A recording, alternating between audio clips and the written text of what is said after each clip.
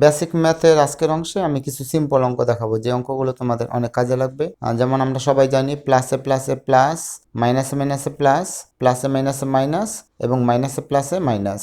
এই নিয়ম তোমরা সবাই জানো, কিন্তু এই নিয়মের কিছু প্রয়োগ আমি এখন দেখাবো, যেখান থেকে হয়তো নতুন কিছু তোমরা জানতে পারবে। যেমন 1 এর সাথে 1 প্লাস করলে 2 হবে, কারণ 1 প্লাস 1 ইকুয়াল টু 2।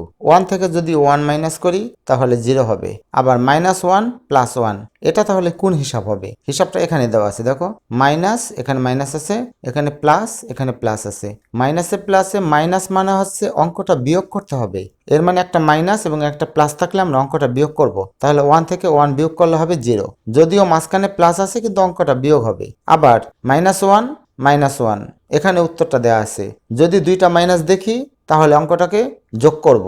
এর মানে মাইনাস 1 মাইনাস 1 এত হিসাব না করে খেয়াল করবা, দুইটা যদি মাইনাস থাকে তাহলে অঙ্কটা যোগ হবে। তাহলে 1 1 যোগ করলে হবে 2, কিন্তু যখন দুইটা মাইনাস থাকবে তখন বাম দিকে মাইনাস চিহ্ন দিতে হবে। আচ্ছা, এই বিষয়টা আরেকটু ক্লিয়ার করে দেই। এখানে দেখো 4 প্লাস 2, যখন কোথাও কোনো মাইনাস থাকবে না তখন সরাসরি যোগ করে দিবে। 4 এবং 2 প্লাস করলে হবে 6।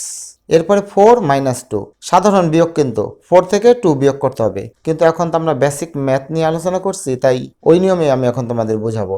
দেখো 4 এর আগে কোনো চিহ্ন আছে? নাই। যদি না থাকে এটা প্লাস চিহ্ন, আর 2 এর আগে মাইনাস চিহ্ন, তাহলে একটা প্লাস আর একটা মাইনাস থাকলে অঙ্কটা বিয়োগ করতে হবে। প্লাসে মাইনাসে মাইনাস মানে অঙ্কটা বিয়োগ, তাহলে 4 থেকে 2 যদি বিয়োগ করি তাহলে হবে 2।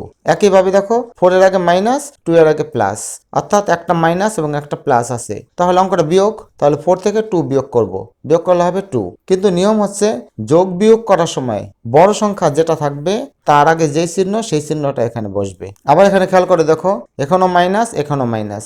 আগে বলেছি যতগুলো মাইনাস চিহ্ন থাকুক না কেন সবসময় যোগ হবে। তাহলে 2টা মাইনাস থাকলেও যোগ, 10টা মাইনাস থাকলেও যোগ। যদি কোনো লাইনে মাইনাস বা প্লাস চিহ্ন ভিন্ন ভিন্ন থাকে তাহলে যোগ বিয়োগের ব্যাপার থাকবে, কিন্তু শুধু যদি মাইনাস চিহ্ন থাকে সব, তাহলে সবসময় যোগ। তাহলে 4 এবং 2 যোগ করলে হবে 6। এখন চিহ্ন কি দিব? দুইটা নিয়ম, যদি দুইটা মাইনাস থাকে তাহলে সবসময় মাইনাস হবে, আবার বড় সংখ্যার বাম দিকে যে চিহ্ন সেই চিহ্নটাও বসবে, যেভাবে বুঝো।